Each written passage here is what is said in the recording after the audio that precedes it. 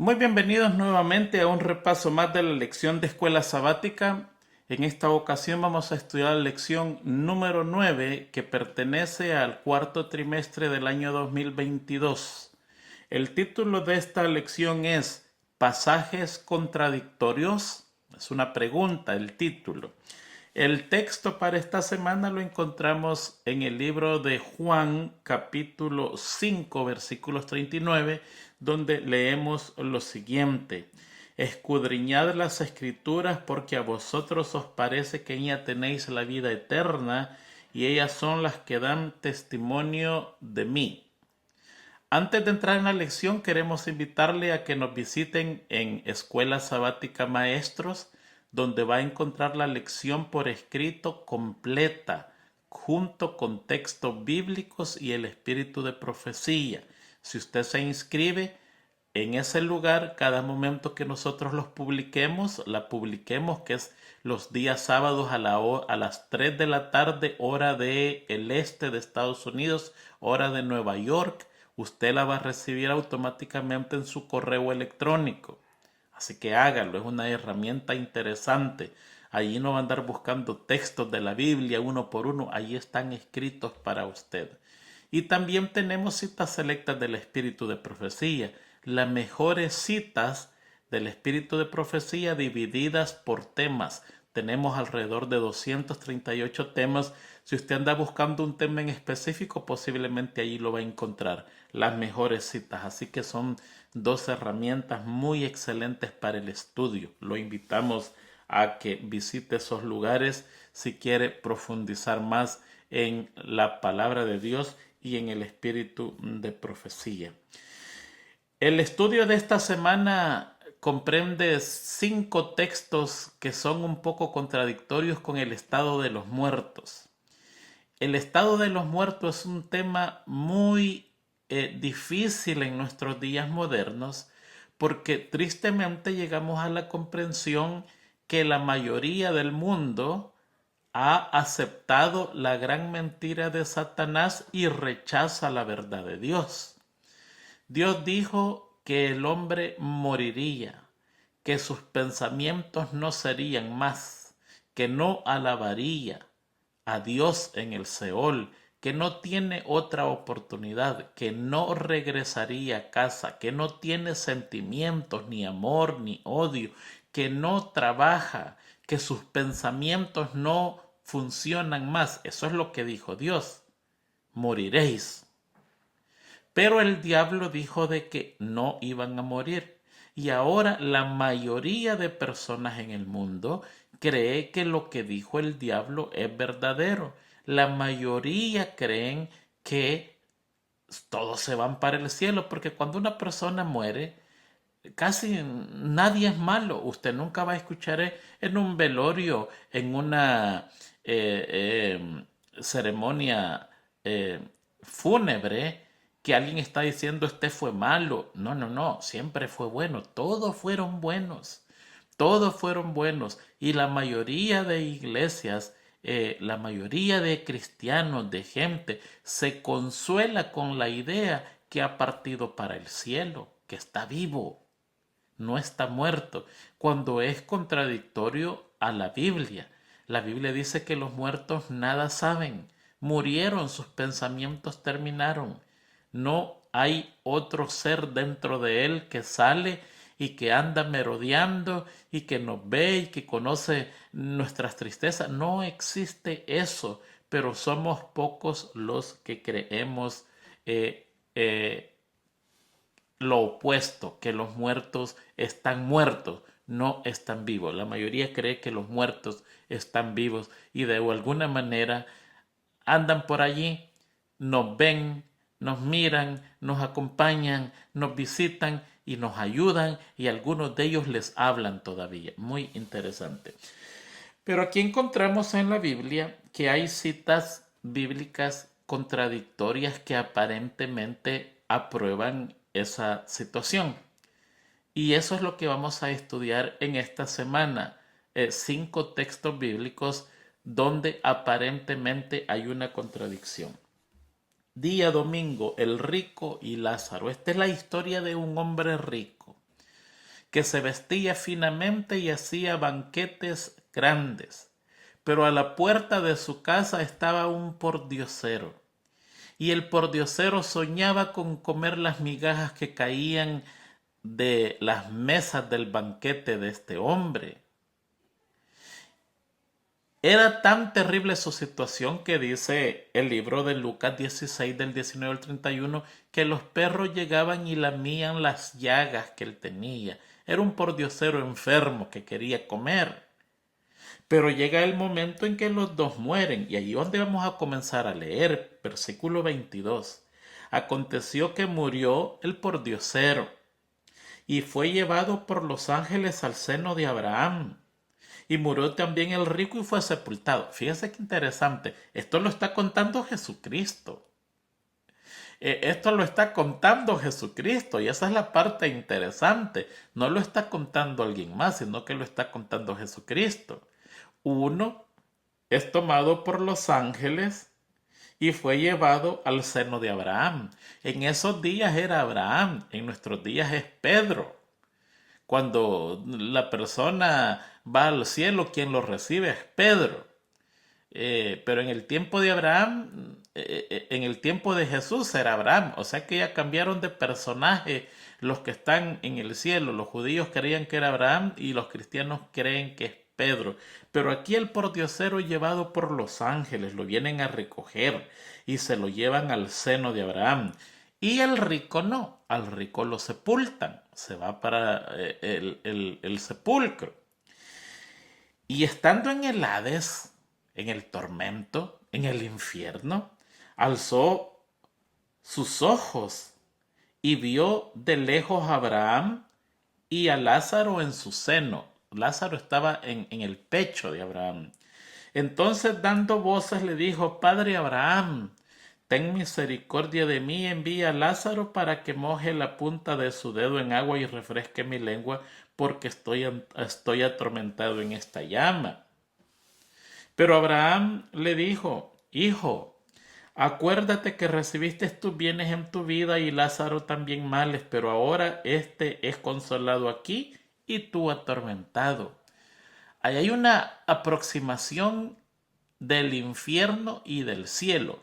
De acuerdo a esto, el infierno es el que ha subido al cielo, porque si Lázaro fue llevado por los ángeles al cielo y el hombre rico pudo hablar con Abraham desde algún lugar, quiere decir que el infierno estaba en el cielo, o si no, cerquita.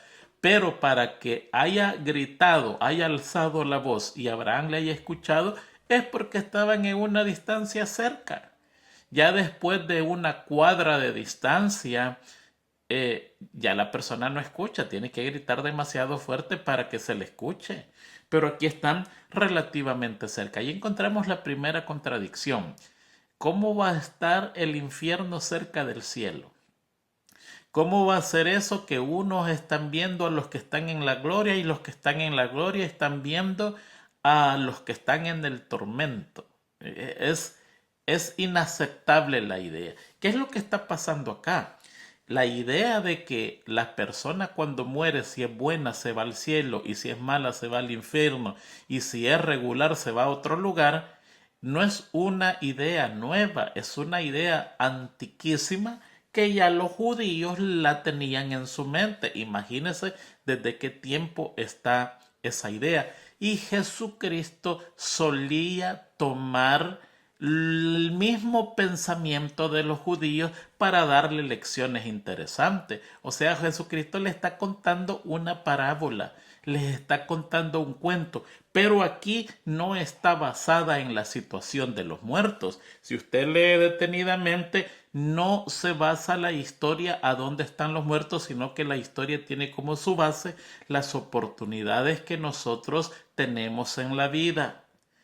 La mayoría de nosotros no se va a perder o se va a salvar por un pecado. No, no, no. Nos vamos a perder o a salvar por oportunidades desaprovechadas. Recuerde que en el cielo Jesucristo dice, venid benditos de mi Padre, porque estuve enfermo y me visitaste, estuve con hambre y me diste de comer, estaba desnudo y me vestiste, estuve en la cárcel y me fuiste a ver. Allí entra un grupo que hizo buenas obras y no se salva por las buenas obras, se salva porque tiene amor para Dios, y si tiene amor para Dios, automáticamente tiene amor para el prójimo. Y hay un grupo que se pierde y dice: malditos, apartados de mí, porque estuve enfermo y no me visitaste, estuve en hambre y no me diste de comer. Son las oportunidades de esta vida las que definen nuestra salvación, y las buenas obras que hacemos por esas oportunidades están basadas en lo que nosotros tenemos en el corazón. Hay muchos que se dedican a hacer buenas obras para salvarse. También es una filosofía equivocada, porque por esas obras nadie se va a salvar. Esas obras es el resultado de tener el amor de Dios en el corazón. Y cuando usted lo tiene, automáticamente va a dar frutos de amor, de caridad, de benevolencia, de beneficencia. Va a ayudar a todas las personas que sea posible en su vida en esta tierra, y después va a ser recompensado. Esta es la historia central.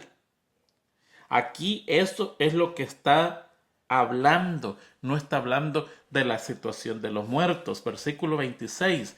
Además de esto, una gran cima está puesta entre nosotros y vosotros, de manera que los que quieren pasar de aquí a vosotros no pueden, ni de allá pasar acá. Había una separación, había algo que los dividía, una cima, una barrera, un monte, era un bulto que estaba allí que no se podían separar. O sea que definitivamente el infierno estaba cerquita del cielo en esta historia, cosa que no puede existir. En ningún momento el infierno no puede estar en el cielo. Entonces le digo, le dijo: te ruego pues, padre, que le envíes a la casa de mi padre, porque tengo 5 hermanos para que le testifiquen, a fin de que no vengan ellos también a este lugar de tormento. De 5 hermanos. Mire, al estudiar detenidamente, usted se da cuenta que en ese tiempo habían 6 sectas en el pueblo de los judíos, unas sectas mezcladas con ideas extrañas, medio religión, media política, medio de todo. Ahí había, usted no entendía realmente lo que estaba pasando. Estaban los fariseos, que era secta de los judíos, creían en ángeles, en espíritus, en la resurrección, eran muy estrictos. Estaban los saduceos, estos creían lo opuesto, no creían en ángeles, no creían en espíritus y no creían en la resurrección. Estaban los escribas, estudiosísimos de la ley. Ellos también pertenecían a los fariseos, pero eran distinguidos, eran muy tradicionalistas. Estaban los publicanos, estaban los celotes, y cada quien tenían allí. Entonces nosotros encontramos 6 sectas: fariseos, saduceos, celotes, esenios, escribas y herodianos. Allí hay 6, y por eso es que él pertenece a una de ellas. ¿A cuál pertenece? Nosotros no sabemos. Pero le dice al padre Abraham: ¿sabes qué? Yo tengo otros 5 hermanos, son otras 5 sectas que hay acá, aparte de la mía. ¿Por qué no los mandas? No mandas a Lázaro y para que les predique, porque así ellos no vienen donde yo estoy, en este lugar de tormento. Versículo 29, Abraham le dijo: a Moisés y a los profetas tienen, óiganlos. ¿Para qué quieren un muerto hablándoles? Se tienen a Moisés y a los profetas. Y mire, aquí aprendemos una lección muy interesante. Hay muchos de nosotros que se ponen a pedir sueños, visiones, pruebas y cosas eso cuando no leen la Biblia. En la Biblia tenemos toda la información que queremos tener si usted quiere hacerle una pregunta a Dios. Léase la Biblia de pasta a pasta y léala de nuevo y léala de nuevo. Y cuando se aprenda la Biblia de memoria, entonces allí vaya donde Dios y pregúntele cosas. Pero nos vamos a preguntar cuando tenemos la Biblia. Que pedimos pruebas a Dios cuando tenemos la Biblia. No puede ser eso. Y aquí se le está diciendo a ellos: a Moisés y a los profetas tienen. ¿Por qué quieren a un muerto? que supuestamente está vivo. ¿Por qué lo quieren si tienen todo, media Biblia en ese tiempo? Tienen todo el Antiguo Testamento, tienen a Moisés y los profetas, tienen las leyes y las historias. A ellos óiganlos. Lo mismo se nos dice a nosotros. ¿Tienes una pregunta bíblica? Vaya a la Biblia. Cuando la haya leído y ya no entienda más, entonces después vaya donde el Señor, pero no puede ir directamente donde el Señor a preguntarle a Él sin leer la Biblia. El Señor le va a decir, ahí tienes la Biblia, ¿por qué no vas y la lees? Allí vas a encontrar mi palabra escrita. Él entonces le dijo, versículo 30, no, padre Abraham, pero si alguno fuere a ellos de entre los muertos se arrepentirán. Fíjense, el muerto, ¿no? Mas Abraham le dijo, si no oyen a Moisés y a los profetas, tampoco se persuadirán aunque alguno se levantare de los muertos. ¿Sabe una cosa? En esta historia, Dios le llama, Jesucristo le llama al pordiosero Lázaro. Y en este texto le está diciendo, si no oyen a Moisés y a los profetas, tampoco se persuadirán aunque alguno se levantare de los muertos. ¿Se acuerda lo que la Biblia dice de que querían hacer con Lázaro después que lo había resucitado Jesucristo? También lo querían matar. Estaban tratando de matarlo. Ahora, este versículo representa exactamente la historia que viene en el futuro de Jesucristo. Les está adelantando que va a haber una persona que se va a morir y va a ser resucitada por Jesucristo y se llama Lázaro. Y le dice, aunque alguno se levante de los muertos, tampoco se persuadirán. Lázaro, el hermano de María y de Marta, estuvo 4 días en la tumba. Sufrió decadencia en su cuerpo se descompuso, estaba terriblemente en descomposición cuando fue resucitado. Ahora, pasa algo interesante, que Lázaro resucita y no tiene nada que contar. No dice nada. ¿Por qué no dice nada? Porque estaba muerto y los muertos no saben nada. Ahora pasa que hay una persona que llega en coma media hora y de media hora escribe un libro diciendo que él fue a la muerte y pasó por un túnel que era oscuro y después vio luz y después vio gloria y cuenta cualquier cosa por media hora, 1 hora, unos minutos de muerto, que la ciencia lo declaró muerto y después volvió a la vida. Eso es lo que nosotros sabemos.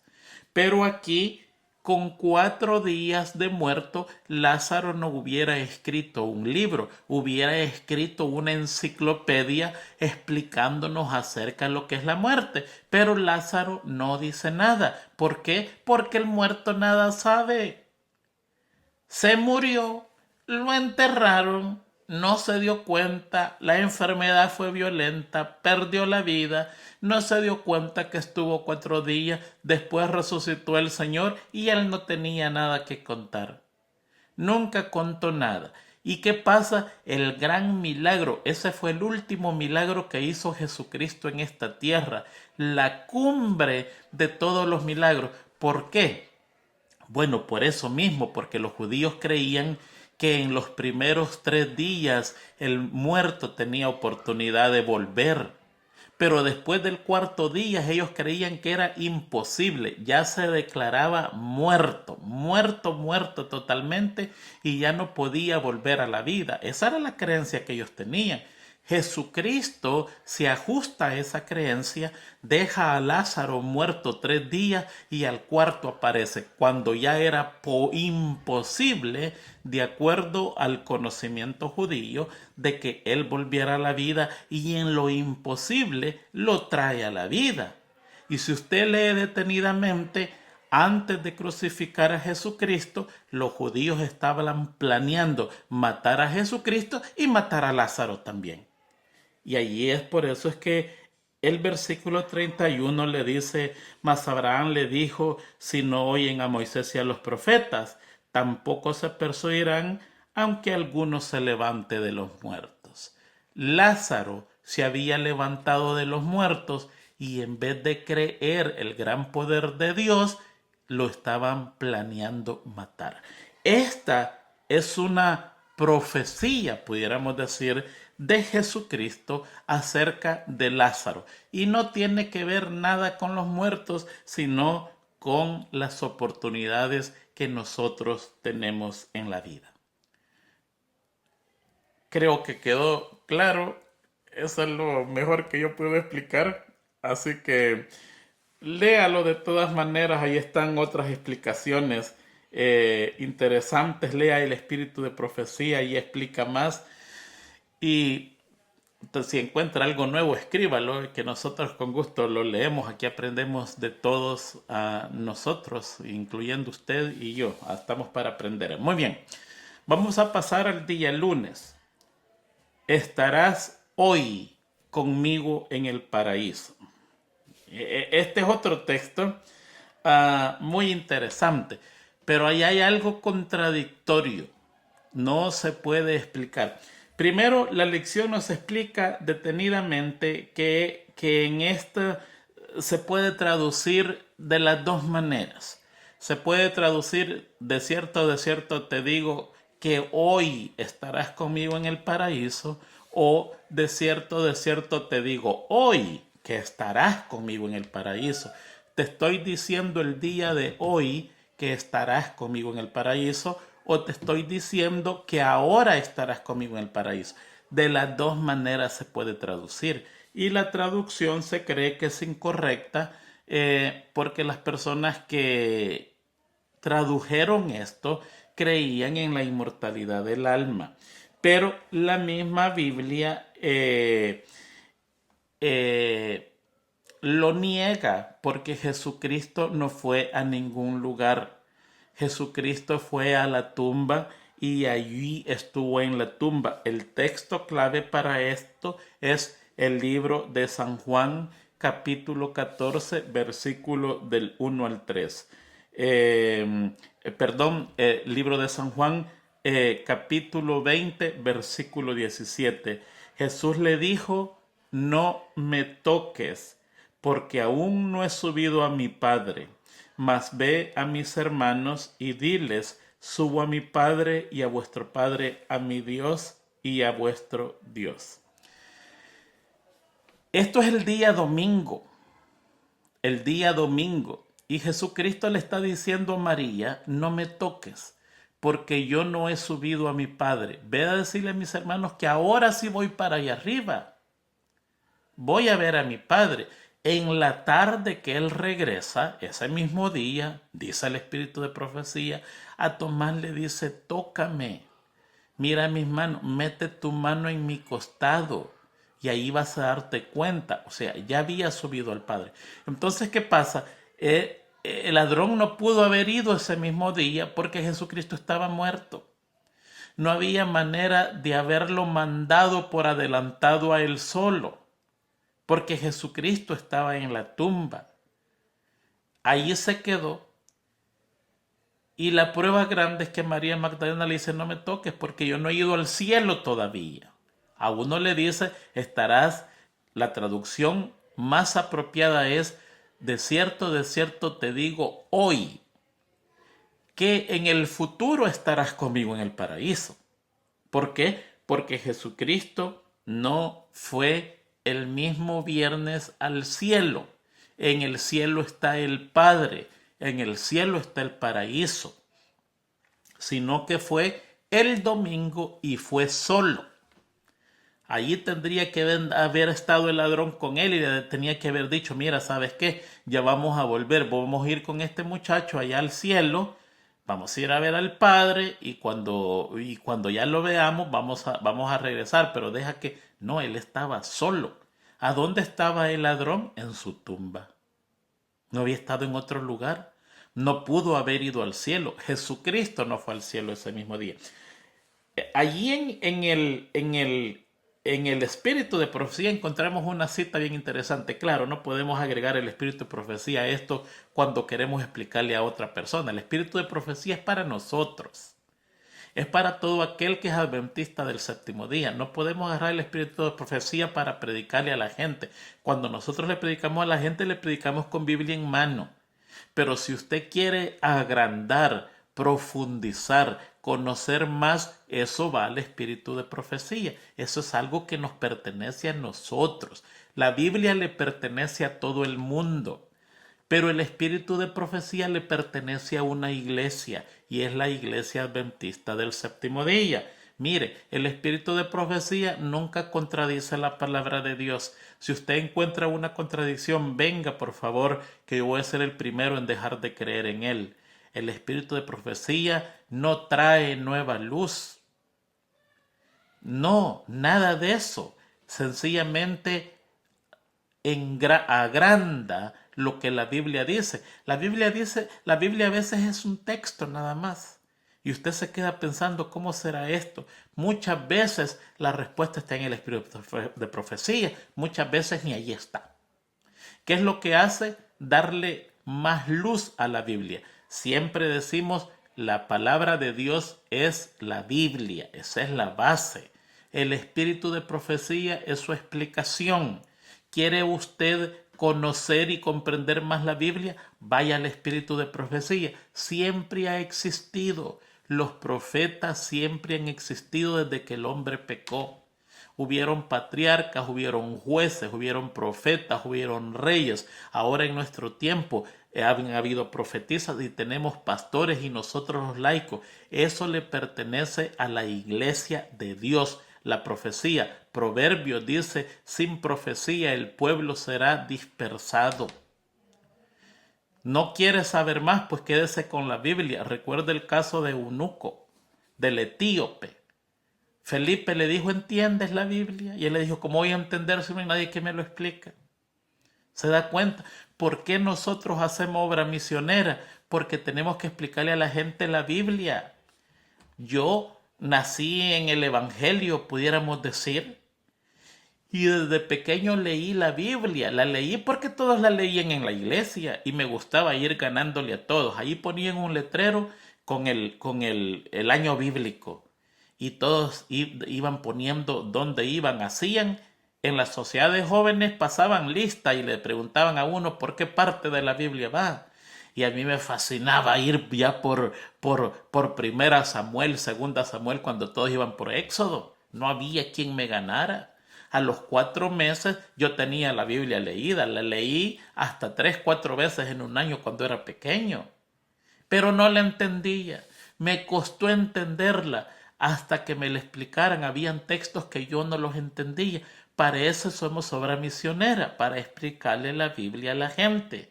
Hay muchos que dicen que esa explicación solo tiene que venir de un determinado grupo de personas.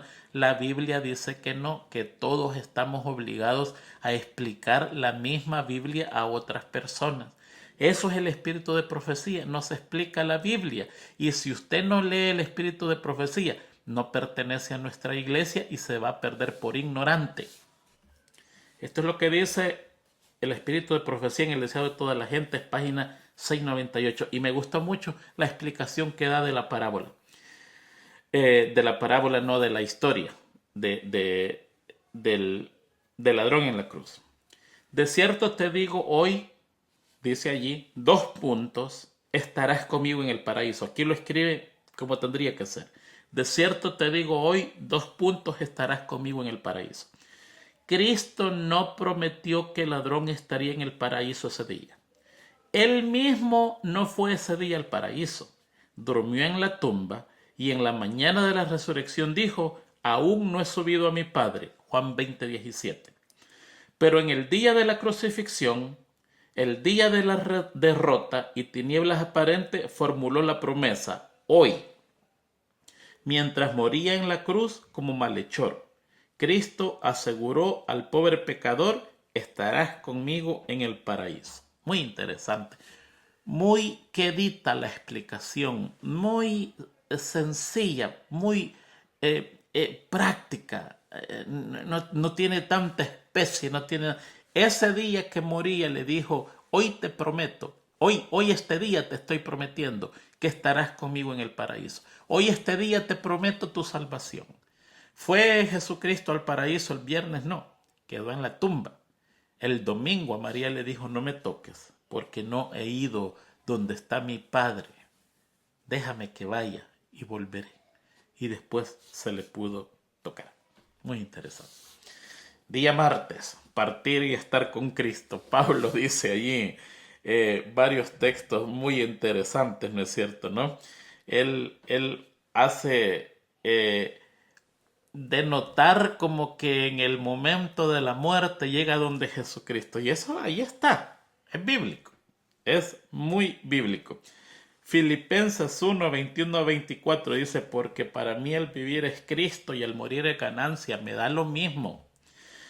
Mas si el vivir en la carne resulta para mí en beneficio de la obra, no sé qué escoger, si morir o vivir. Porque de ambas cosas estoy puesto en estrecho, teniendo deseo de partir y estar con Cristo, lo cual es muchísimo mejor. Pero quedar en la carne es más necesario por causa de vosotros. Y allí cualquier persona dice, mire, eh, eh, se da cuenta lo que Pablo dice, que al nomás morir, él iba a partir y estar con Jesucristo. Es que cuando la persona muere, se va donde Jesucristo. Y allí lo dice, allí lo dice.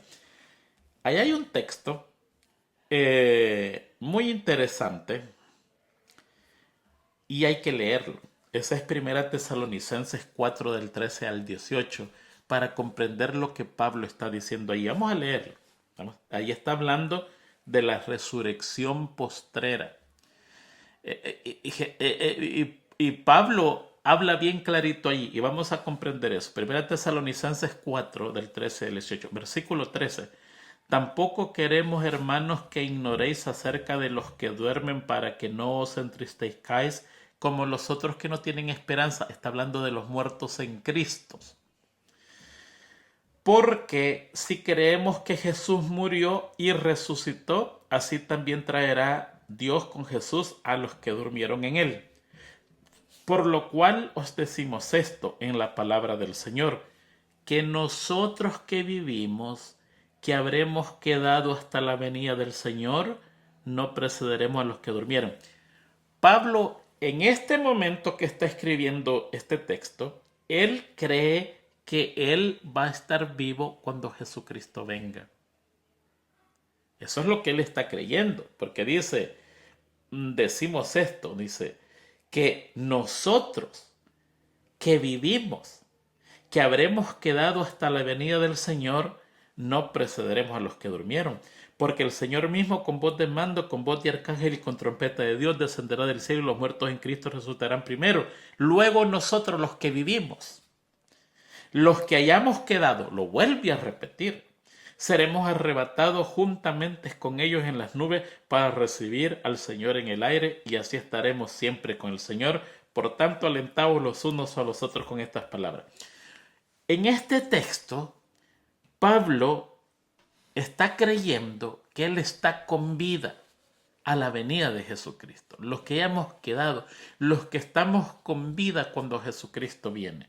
Y por eso es que ahora, volviendo a Filipenses 1:21, dice, porque para mí el vivir es Cristo y el morir es ganancia. Cualquiera de las dos cosas le da lo mismo. Mas si el vivir en la carne resulta para mí en beneficio de la obra, no sé entonces qué coger. Porque en ambas cosas estoy puesto en estrecho, teniendo deseo de partir y estar con Cristo. ¿Se da cuenta? En la mente de él, el momento de partir puede ser que está hablando de ese momento de ver venir a Jesús en gloria. La otra explicación para este texto es lo que aquí tiene en la lección y hace mucha lógica. Dice, este versículo es la exteriorización del deseo de Pablo de dejar esta existencia problemática y gozar de la presencia de Cristo sin tomar en cuenta el lapso de tiempo que pueda transcurrir entre esos dos sucesos. Pablo estaba consciente de la muerte. Ahora, a Pablo se le dijo que iba a morir. Hubo un tiempo en que ya a él se le dictaminó. Porque él mismo lo dice en la Biblia, pronto estoy para ser sacrificado. Él ya sabía. No sabemos en qué momento él escribe eso, pero recuerde que todos en la vida vamos avanzando en conocimiento. Entonces, si él en un momento dado ya sabía que iba a morir, también sabía que la muerte es comparada al sueño. La semana pasada estudiábamos el caso de Moisés. El caso de Moisés duró unas horas muertos. Antes que su cuerpo pasara a la descomposición, Jesucristo vino y lo resucitó. Imaginemos que murió al atardecer. En toda la mañana se despidió del pueblo y subió hasta la montaña. Y cuando llegó a la montaña, Dios le presentó las visiones del futuro y al atardecer, cansado ya de tanto trabajar de la subida y de la conversación, se durmió. Imagínese que la mañana siguiente lo despertó. Había pasado una noche. Esa noche de muerte o de sueño le olvidó todo. No, lo tenía todo perfectamente, como nosotros cuando nos acostamos ahora, despertamos al día siguiente y al nomás despertar decimos qué día es, ahora es día el sábado, me toca ir a la iglesia, o día lunes me toca ir a trabajar, ayer qué hice, y comenzamos a pensar lo que pasó el día anterior y las cosas que tenemos que hacer. Eso mismo fue lo que le pasó a Moisés.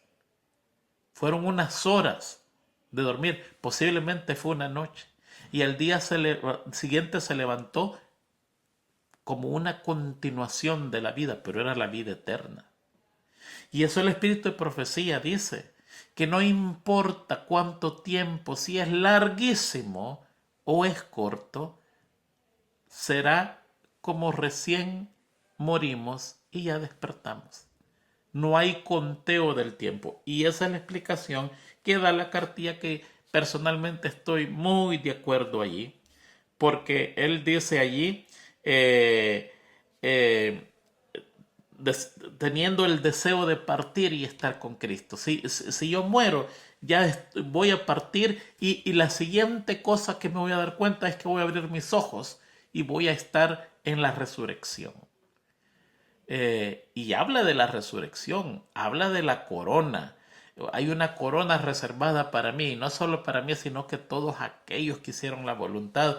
Él habla, pero también habla nosotros los que quedemos, los que estemos con vida cuando Cristo venga, lo veremos venir. Interesante, así que cualquiera de las dos maneras, no hay una forma de creer. Tiene que estar el versículo limpio para que nosotros creamos que realmente Pablo estaba creyendo en la inmortalidad del alma. Definitivamente él está consciente de la muerte. En todos sus textos podemos leer decenas y decenas de textos que dice peleado la buena batalla y acabado la fe. Y hay tanto texto que tiene la esperanza de la resurrección. Él sabe que tenía que pasar la muerte y su tema era no perder la vida eterna y despertar en el día de la resurrección. Muy bien. Vamos a seguir con este incidente. Día miércoles. ¿Cuánto tenemos? Creo que nos va a ajustar el tiempo. Vamos a salir correctos con el tiempo ahora. Día miércoles.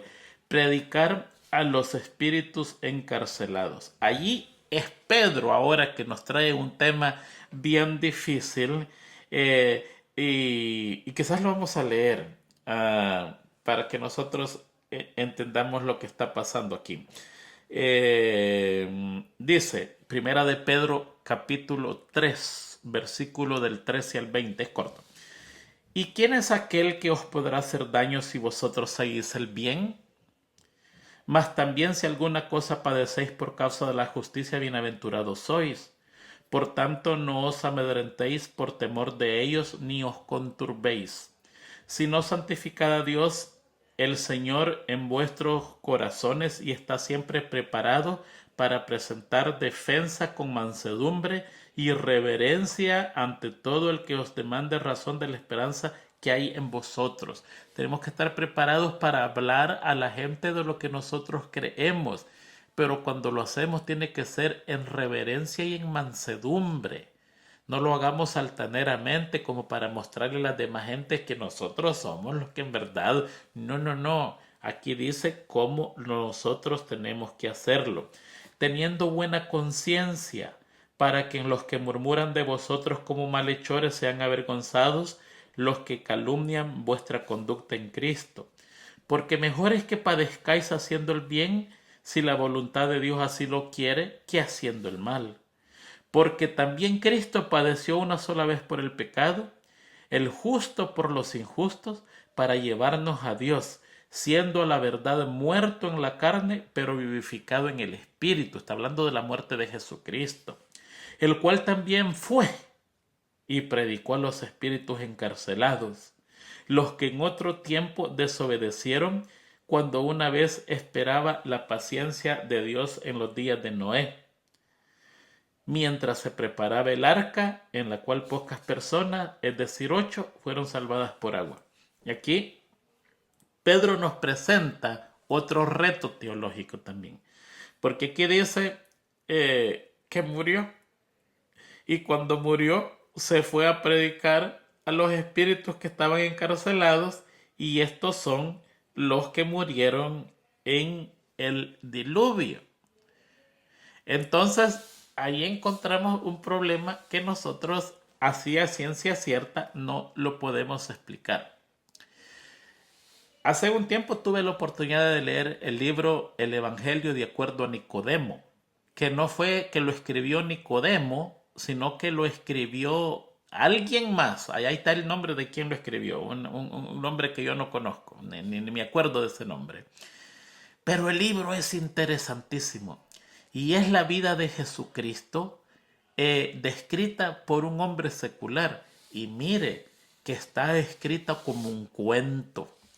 Y usted comienza a leerlo y no quiere parar de terminarlo, porque está escrito de una manera tan atractiva, parece un cuento de hadas, y usted va estudiando y es hasta divertido, es muy divertido, es una obra maestra para el mal, porque allí se tergiversa la vida de Jesucristo. Y allí en el libro de Nicodemo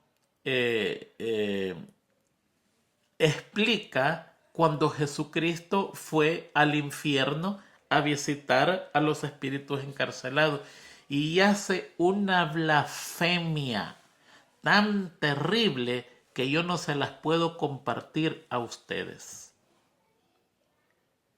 Usa parte de la Biblia para glorificar a Dios abriendo las puertas del infierno. Algo tan deplorable. Y si hay una persona que lo lee, va a quedar convencida que fue algo hermoso. Pareciera que es una bendición que Jesucristo muerto anda buscando a los espíritus encarcelados para darle liberación. Pues le tenemos 3 textos en la Biblia que contradicen eso totalmente. Lo que Pedro está tratando de decir es otra cosa, pero no está tratando de decir lo que nosotros entendemos. Allí va al infierno supuestamente y solo un grupo le escucha. No, es una manera de expresar, pero no está diciendo eso porque entonces creara una contradicción bíblica. Y se lo voy a leer. Mire, el primer texto lo dice la lección, Hebreos 9, 27 y 28. Y de la manera que está establecido para los hombres que mueran una sola vez y después de esto es el juicio. Una sola vez van a morir los hombres y de allí son enjuiciados y de allí depende su salvación o su muerte eterna. Se lo vuelvo a repetir. En esta tierra, de acuerdo a Hebreos 9, 27 y 28, una vez vamos a morir. Eso quiere decir que una vez vamos a vivir. Comenzamos con la vida. Y una vez vamos a morir. Y después de la muerte viene el juicio. Estamos en el juicio investigador. En el 2044 tendremos 200 años de estar en el juicio investigador. Estamos en el 2022, o sea que nos faltan 18 años. En pocas palabras, tenemos 182 años en el juicio investigador. Hay mucho tiempo. Y aquí lo dice Hebreos 9. Una sola vez el hombre va a morir y viene el juicio. Y de ese juicio va a depender si se levanta para vida eterna o para muerte eterna. No hay segunda oportunidad. Hoy es nuestra oportunidad. Estamos en día de juicio. Tendríamos que estar temblando porque el juicio se está llevando a cabo y nuestros nombres van a ser llamados a juicio. Y no nos vamos a dar cuenta. Y por eso es que dice, vendré a ti como ladrón en la noche. No te darás cuenta. Nadie te avisará. Solo hay una oportunidad de acuerdo a este texto. Hay otro texto en la Biblia que no apoya la traducción o lo que se entiende de lo que Pedro está diciendo. Isaías 38 del 18 y 19 dice, porque el Seol no te exaltará, ni te alabará la muerte, ni los que descienden al sepulcro esperarán tu verdad. Los que están muertos no están esperando palabra de Dios. Los que están muertos no están exaltando a Dios. ¿Se acuerda el rico y Lázaro? No está en la parábola, está cerca, está viendo. Aquí dice, no, que no están ni alabando, no están exaltando, no están diciéndole, oh Señor, por favor, yo entiendo, pero manda a otro, manda a Lázaro que vaya y les predique de los muertos, porque ellos van... No están exaltando a Dios, no están haciendo nada, ni los que descienden al sepulcro esperan tu verdad, ya la verdad se le dio en vida.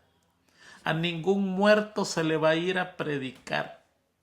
Esa es una alegoría del apóstol Pedro, enseñándole que todos tuvieron una oportunidad de salvación, incluyendo los que murieron en el diluvio. Si se hubieran arrepentido, no hubieran sido destruidos, porque Jesucristo les predicó por medio de Moisés y de Matusalén. Eso es lo que está diciendo. El segundo texto dice que los que descienden al sepulcro no están esperando palabra de Dios. No están esperando palabra de verdad, según Isaías 38, 18 y 19. Y Salmo 146, 4 dice, pues sale su aliento y vuelve a la tierra, su cuerpo vuelve a la tierra. Ese mismo día perecen sus pensamientos. En la tumba nadie está pensando en nada, ni en salvación, ni en perdición, ni en alegría, ni en tristeza, ni en lágrimas, ni en gozo, ni en retribución, en nada, no están pensando en nada. Ese mismo día perecieron sus pensamientos. Lo que el apóstol Pedro dice no se puede tomar así, literalmente, porque hay textos en la Biblia que dicen que no es así. Entonces está hablando de una manera alegórica. Está hablando de una manera para hacer entender de que todos en la vida tienen una oportunidad y cuando esa oportunidad pasa, se acabó. Todos van a tener la oportunidad de escuchar la palabra de Dios. De una manera o de otra. De una manera clara o no muy clara, pero todos vamos a tener la oportunidad de escuchar la palabra de Dios. Muy bien. Y vamos a llegar al día jueves. Las almas bajo el altar. En esta visión, todo es simbólico. No podemos agarrar algo real mezclado con algo simbólico. O todo es real o todo es simbólico. Fíjense que en la visión de los 144,000, el número es simbólico. Por mucho tiempo los adventistas creían que era un número real, era exactamente el número. Pero no, porque todo es simbólico. De las 12 tribus ya no existen. Estos no son salvados de Israel, son salvados de toda lengua, pueblo, tribu y nación. Y son 144,000. Ese es un número simbólico. Y en este caso es exactamente lo mismo. Apocalipsis 6 del 9 al 11 dice de la siguiente manera. Cuando abrió el quinto sello, está hablando de los sellos. Hay 7 sellos, 7 trompetas, 7 iglesias. Y son los 7 periodos de tiempo que iba a pasar la iglesia de Dios desde que Jesucristo se fue hasta que Jesucristo regrese. Son 7 periodos. Y aquí está hablando del quinto periodo. Este es un tiempo de tribulación. Ese es un tiempo de persecución, de mucha muerte, el oscurantismo que nosotros le llamamos. Y dice, cuando abrió el quinto sello, vi bajo el altar las almas de los que habían sido muertos por causa de la palabra de Dios y por el testimonio que tenían. Millones y millones de personas muertas por causa del Evangelio. Te retractas o te mueres, te retractas de tus creencias o te mueres. Y la persona decía, no me retracto, y pasaba a la muerte. Ese es el quinto sello, una etapa de la iglesia donde es sufridísima, donde el despojamiento, el robo, la violación, juicios incorrectos, injustos y al final la muerte, y no una muerte normal, sino que una muerte de tortura, era el resultado de esta quinta etapa de aquellos que no negaban su fe en Jesucristo de la manera que ellos lo creían. Y dice, vi bajo el altar las almas de los que habían sido muertos por causa de la palabra de Dios y por el testimonio que tenían, y clamaban a gran voz diciendo, ¿hasta cuándo, Señor, santo y verdadero, no juzgas y vengas nuestra sangre en los que moran en la tierra? Y se le dieron vestiduras blancas y se les dijo, descansen todavía un poco de tiempo, hasta que se completara el número de sus consiervos y de sus hermanos que también habían de ser muertos como ellos. Viene otro grupo que tiene que morir. El número no se ha completado. Estas almas simbólicamente están bajo el altar del holocausto. Han ofrecido su vida como sacrificio. No están en el altar del incienso. Ese es otro altar. En el altar del incienso es el altar de las oraciones. Aquí esta gente no está orando. No. Está en el altar del holocausto. Han derramado su vida, su sangre por la causa del evangelio. Y son simbólicas. No están en el cielo. Mire, lo que pasa es que nosotros tenemos que entender que los lenguajes son expresados de esa manera porque así lo expresó el escritor, pero no está diciendo, por ejemplo, Juan dice, vi en el cielo un cordero inmolado, ¿Usted se imagina a Jesucristo en forma de un cordero inmolado, caminando, rociando sangre por todos lados? Eso no puede ser. Es una manera de expresarlo. Es una manera de decirlo, pero es simbólico. No, en el cielo no hay un cordero inmolado que está sangrando en un altar.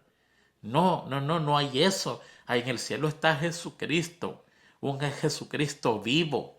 Un Jesucristo con su cuerpo y con mi cuerpo. Un Jesucristo humano, pero Dios. Un Jesucristo que estuvo muerto, pero ahora está vivo. Y Él dice, yo soy el primero y el último, el principio y el fin, el alfa y el omega, el que estuve muerto, pero vivo por los siglos de los siglos. ¿Se da cuenta? Hay mucho simbolismo y no podemos tomar el simbolismo literalmente. Y aquí dice, veo las almas de los muertos que han sido por la causa y están clamando venganza. O sea, imagínese usted que están siendo salvos y están sedientos de venganza. Y clamaban a gran voz diciendo, Señor, santo y verdadero, ¿hasta cuándo no juzgas y vengas nuestra sangre de los que moran en la tierra? No hay en el cielo un altar así, ni los muertos están vivos y están clamando venganza.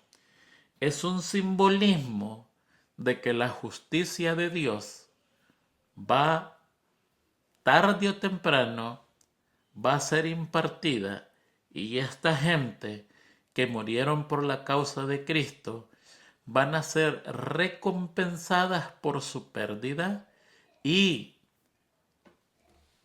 las personas que infligieron esa muerte van a ser recompensadas por su mal trabajo. Aquí está diciendo que hay una cuenta pendiente.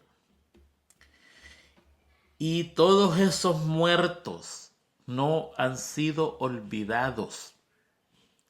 Hay una cuenta pendiente, hay un libro abierto que pronto se va a pasar revisión, y se está recordando que a los malhechores de este acto también tienen un juicio pendiente, y en ese juicio definitivamente se les va a hacer pagar por cada persona de Dios que fue asesinada injustamente. Eso es todo lo que está diciendo ahí. Creo que hemos cubierto la lección por primera vez. No llegamos a la hora. Muchas gracias por estudiar con nosotros. Le agradecemos, todos aprendemos en esta lección. Le deseamos una feliz semana. Estudie la lección, ahí hay mucho que aprender. Estudie el espíritu de profecía, hay mucho que aprender. Y nos despedimos de ustedes con la esperanza de que Dios mediante el próximo sábado estaremos compartiendo otra lección de escuela sabática con ustedes. Feliz semana a todos.